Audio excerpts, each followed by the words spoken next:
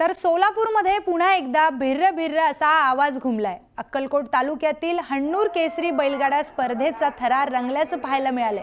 या बैलगाडा स्पर्धेत बुलढाण्याचा झिंगाट बाब्या या बैलजोडीने प्रथम पारितोषिक पटकावलंय।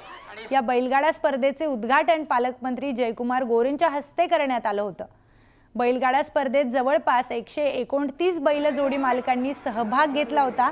राज्याच्या कानाकोपऱ्यातून बैलगाडा मालक या हन्नूरी केसरी बैलगाडा स्पर्धेत सहभागी झाल्याचं दिसतं।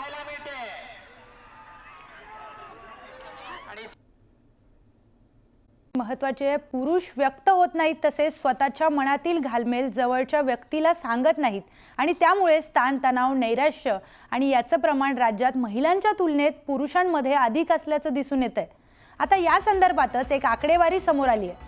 मानसिक आरोग्यासंबंधी समस्या सोडवण्यासाठी आरोग्य विभागाने सुरू केलेल्या टेलिमानस हेल्पलाईनच्या माध्यमातून ही आकडेवारी समोर आली आहे। या हेल्पलाईनवर मदतीसाठी पुरुषांकडून येणारे कॉल महिलांच्या तुलनेत दुपटीवरून अधिक असल्याचं समोर आलंय। राज्यात हेल्पलाईनवर मदतीसाठी 67.99% कॉल पुरुषांनी केले असून तर 31.50% कॉल महिलांनी केलेत।